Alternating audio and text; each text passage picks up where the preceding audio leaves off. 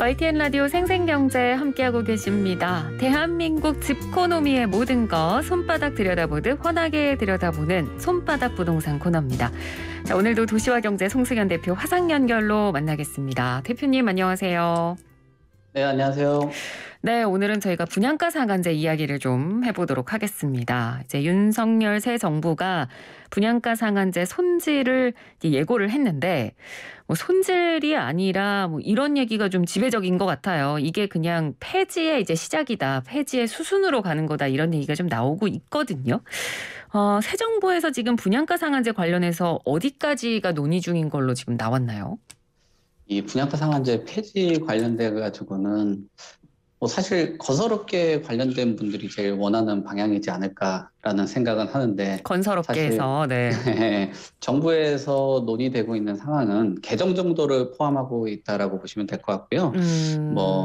일각에서 아까 말씀하시는 폐지 수순은 다양한 이해관계자들이 있는 분들이 여러 가지 생각들을 할 수가 있겠는데, 네. 사실 이 분양가 상한제를 적용을 안 한 그 시기가 더 많습니다. 그러니까 폐지된 기간이 주택시장에 굉장히 위기감이 있거나 그랬을 때가 훨씬 이것을 좀 부양을 하기 위해서 폐지를 했었던 거지, 분양가 상한제를 최소한 공공 안에서 특히나 민간에서까지 확대를 하기 때문에 이런 것들에 대한 걱정, 또 재건축 재개발의 정비 사업을 내기 위해선 분양가 상한제를 폐지를 해야 된다라고 이야기를 하는데, 지금 그거하고는 좀 다르게 오히려 자꾸 이렇게 폐지를 한다 안 한다라는 얘기가 자꾸 나오니까 네. 조합 측이나 아니면 시공하는 입장에서 봤을 때는 아무래도 그 시기를 기대를 하는 것으로 보여지고요.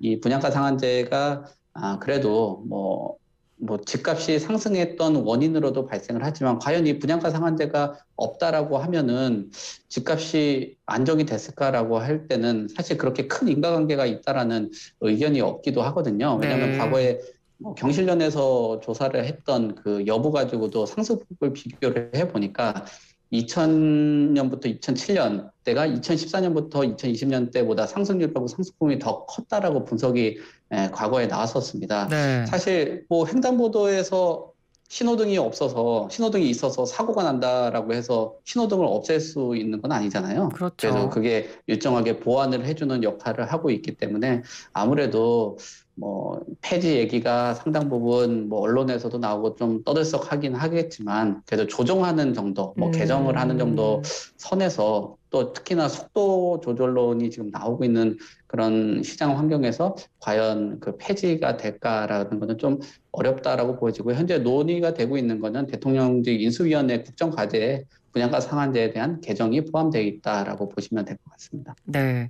그럼 폐지가 아니라 개정이나 손질 수준으로만 간다고 하면 어느 정도까지 어떤 부분이 개정이 될까요? 예상하기로. 지금 사실상 아무래도 지금 원자재 가격이라든지 이런 것들이 상당 부분 상승을 해왔잖아요. 네. 전체적인 인건비라든지 이런 것들, 결국은 사업에 대한 수지를 맞추기 위해서는 지금 물가 상승이 올라간 만큼 정도는 일정하게 비율을 좀 조정을 해줘야 되는 것으로 알고 있는데, 최근에 건설 관련된 업계 사람들이나 이런 분들을 실무적으로 조금 접근을 하고 만나봤을 때는 그래도 한 10% 정도에서 15% 정도는 좀 상향을 해야지 본인들의 수익성이 나오지 않겠냐라는 의견들을 많이 했거든요. 아무래도 정부 측에서도 긴밀하게 그런 부분에 대해서 또 이해 당사자들과 조합과 공급자 측에서도 나오는 얘기를 소통을 하기 때문에, 그런 부분에서는 조금 서로 그 정도 비율 안에서 좀 조정을 하지 않을까라고 생각을 합니다. 네. 자, 그러면 일단은 이런 움직임 자체에 대해서 시장 반응은 어떤지 좀 궁금한데요. 어떤 반응들이 지금 들리나요? 그렇죠. 지금 말씀드린 것처럼 결국은 보는 사람에 따라 입장이 좀 다를 것 같아요. 사업 속도를 올리기 위한 공급자, 또 사업 속도라고 말을 하면 결국은 사업성을 올리기 위한 거겠죠. 네. 그럼 사업성이 올라가면은 공급자 측면에서는 좋겠지만, 이 공급자 측면에서 가격이 올라가는 만큼 또 분양 가격이나 시세 같은 게 올라가겠죠. 그러면은 수요자 입장에서는 뭐 소위 말하는 주택 가격을 좀 저렴하게 매수하기는 좀 어렵기 때문에 각각의 서로 생각들이 좀 다른 것 같아요. 네. 최근에 민간 자료에 나와 있는 아파트 매매가 평균을 보니까 3.3제곱미터당 평균 한 2,200만 원 정도 되거든요. 그러니까 민간 택지 분양가가 시행된 거 대비해서 한 355만 원 정도가 올랐다라고 보도가 나와 있습니다. 근데 분양가는 이 기간 동안 82만 원 정도 하락이 된 거예요. 네. 상한을 걸다 보니까. 그렇다 보니까 한쪽에서는 평균 매매가는 올라가고 분양 가격은 내려가다 보니까 이 안에서 매매에 대한 그 차이가 발생을 하는 거고 네. 이 차이가 발생되다 보니까 수요자 입장에서는 사실 이익분이 커지겠지만 또 이게 풍선처럼 반대쪽에 있는 공급자 입장에서는 아무래도 수익이 좀 적어지는 그런 것으로 이해를 하시면 될 것 같고요. 네. 또 이런 지금 단순히 공급자들의 그 목소리가 무조건 이기심이라고 얘기를 할 수는 없는 게 최근에 아시다시피 뭐 원자재 값이라든지 이런 것들이 대폭 상승을 했기 때문에 분양가 그렇죠. 상승을 할 수밖에 없는 시장 환경에 놓여 있기도 합니다. 그러니까 네. 원가 상승이나 이런 부분에 공사비가 오른 만큼 또 분양가를 올려야 되고 그러다 보니까 분양가 올려야 되는 거는 인지를 하고 있는데 이런 완화 정도의 얘기는 그래도 뭐 많은 사람들이 이해를 하지만 저 입장에서도 뭐 가격이 이렇게 뭐 원자재 가격이 오르면 조금 인상을 해줘야 되는 거 아닌가 생각은 하지만 네. 폐지라는 것에 너무 극단적인 이야기를 하는 게 과연 분양가 상한제가 폐지가 되고 나서 이게 과연 뭐 건설사에게 과연 좋은 건지 또는 그 수요자들에게 좋은 건지 생각을 좀 해봐야 될 것 같습니다. 왜냐하면 분양 가격이 또 너무 높으면은 경쟁률이 떨어지기 때문에 또 미분양도 나올 수 있기 때문에 네.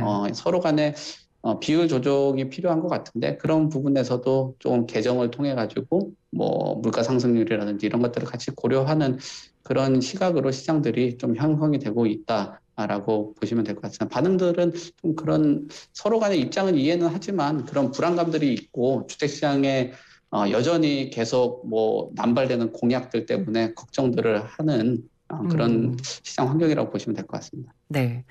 그러니까 이 분양가 상한제를 손질, 그러니까 뭐 좀 극단적으로 나아가서는 폐지까지 가야 된다라고 이제 생각하는 쪽에서는 분양가 상한제가 뭐 일명 로또 청약, 로또 분양을 야기시켰다라고 하면서 이제 대표적으로 이제 서울의 그 반포동 레미안 원베일리 여기를 좀 예로 드는 경우도 많거든요. 대표님께서는 어떻게 생각하세요? 분상제가 로또 청약을 야기했다. 네.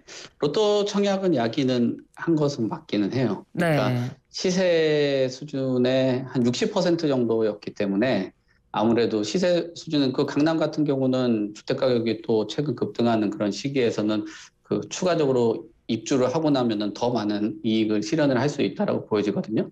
그런 부분에서는 로또 청약이라고 보는 게 맞기는 한데, 네. 과연 그럼 이 로또 청약을 없애는 게 답이냐라고 봤을 때는, 그러면 이 아파트들이 시세 60%라도 돼서 거기에 거주하시는 분들이 맞는 거지.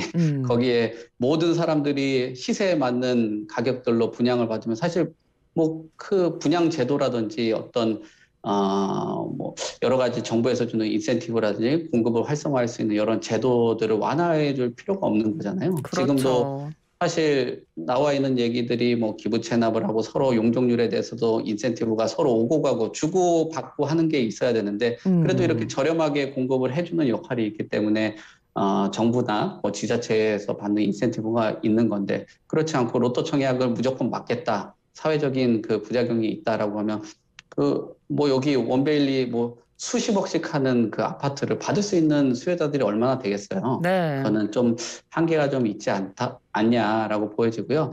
만약에 이 분상제를 아까도 말씀드렸듯이 분상제를 피하면은 과연 건설사에게 큰 이득이 발생하냐라고 봤을 땐 또 그렇지도 않다라는 거예요. 네. 최근에 분양했던 그 서울에 있는 아파트 이 분상제를 피했거든요. 네. 근데 여기는 미계약 물량들이 늘어나고 또 무순위 청약까지도 진행을 했었단 말이에요. 그리고 타 지역 지방권 같은 경우도 계속적으로 미분양이 쌓여가고 있고 네. 뭐 지금 미분양이 서울 같은 경우는 없었는데도 불구하고 최근 들어서 점점 그 추이 자체가 뭐 물론 워낙 없었다 보니까 이런 미분양 물량이 발생을 하는 그런 것들이 큰 수치에 반영이 되겠지만 약 한 300% 가까울 정도로 상승을 미분양률이 증가를 했단 말이에요. 네네. 그러니까 이런 분양가 상한제가 어떻게 겉으로만 이렇게 딱 봤을 때는 공급자들에게 큰 도움이 될 수가 있겠지만 그 해당 단지의 흥행도 좀 낮출 수도 있는 거고요. 또 그 해당 지역의 그 로또 청약이라고 소위 받는 그 사람들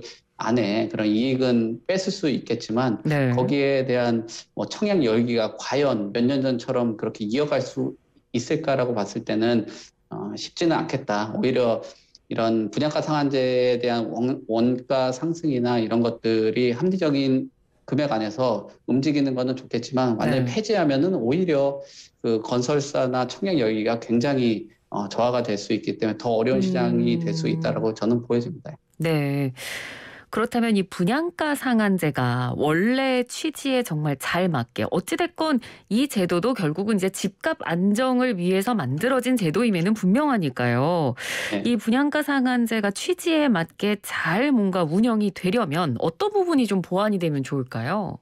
요즘에 많은 전문가들이 다양한 의견들을 내놓고 있더라고요. 네. 그러니까 최근에 부각되고 있는 내용들은 채권 입찰제 얘기가 나오고 있어요. 그러니까 채권 입찰제를 활용을 하면 해서 그런 자금을 가지고 나중에 주택도시기금에서 이제 임대라든지 분양 또 건설자금, 주택자금 뭐 이런 공공주택에 공급할 수 있는 재원으로 마련을 하는 건데 이 네. 채권 입찰제가 아파트보다 아까 60% 얘기를 제가 시세 60%라고 얘기했는데 이거는 시세 대비해서 한 30% 정도 낮아서 낮게 되면 시세 차익이 발생이 되잖아요. 네. 그런 것들을 가지고 이제 청약자들이 채권을 구입을 하고 또 시세 차익에 대해서 일부 환수를 하는 거죠. 그러니까 어떻게 보면 시세 차익을 노리는 청약 뭐 경쟁도 맞고 네. 또 실수요자들에게 여러 가지 뭐 공공주택이나 공급 재원으로도 활용을 할 수 있고 하다 보니까 큰 장점들은 있다라고는 보여지는데 아무래도 제가 아까 말씀드린 것처럼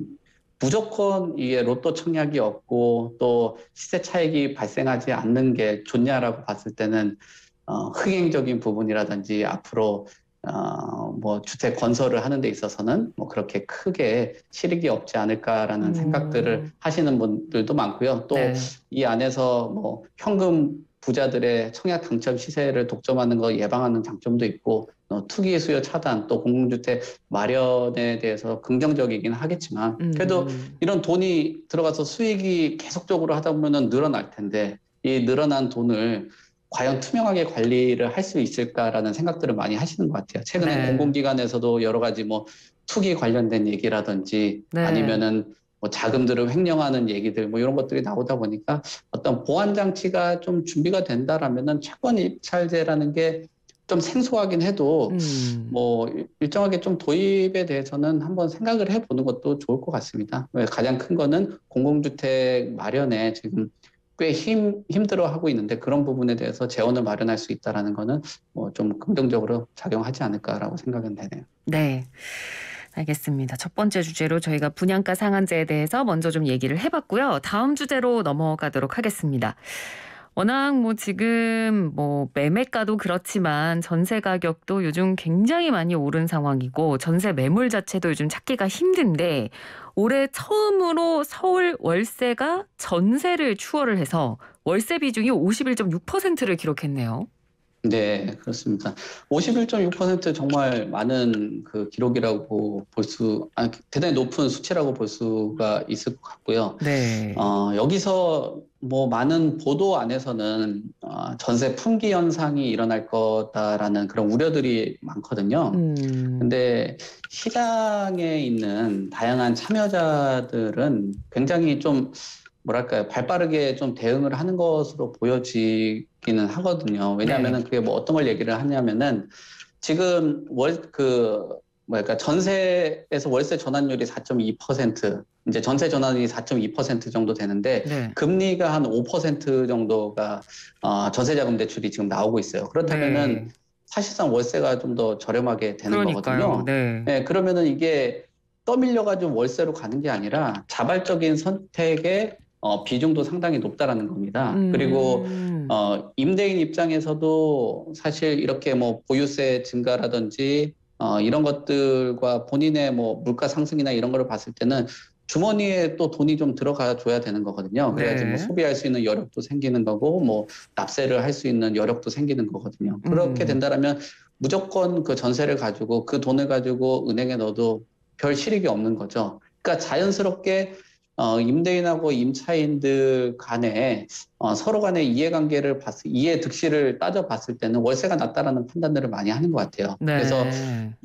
물론 풍기하는 현상도 있겠지만 월세에 대한 그런 비중이 늘어날 수밖에 없는 지금 시장 환경이고 또 음. 시장의 그 정책적인 방향대로 임대인과 임차인들은 움직이고 있다라고 보시면 될 것 같고요. 네. 그다음에 이런 주거비에 대해서 걱정들을 하는 게 지금 임대차 3법 이후에 좀 있으면은 갱신하는 것들이 갱신하는 것보다 또 신규로 계약되는 그 전세 같은 경우가 지금 낮고 점점 가까이 붙어가고 있어요. 결국은 새롭게 갱신을 하는 것들이 우리 2년 정도의 가격으로는 붙을 거는 같은데 뭐 네.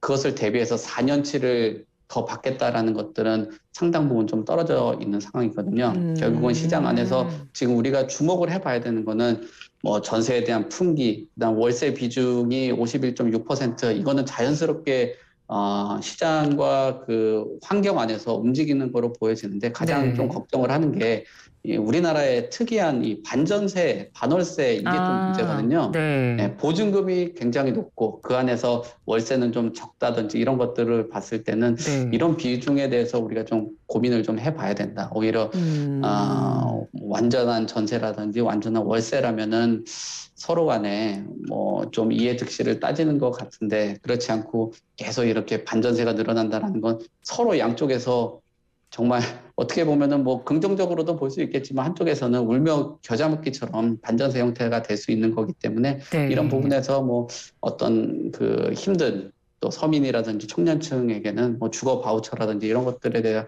좀 지원에 대해서 좀 고민을 해봐야 될 것 같습니다. 그렇지 않고서는 주거비가 계속적으로 부담이 늘어날 수밖에 없다 생각이 됩니다. 네. 사실 이 전세 제도라는 게 그러니까 뭐 긍정적인 부분도 물론 있습니다만 다른 나라랑 비교를 해 봐도 굉장히 우리나라에만이면 독특한 이제 주거 형태잖아요.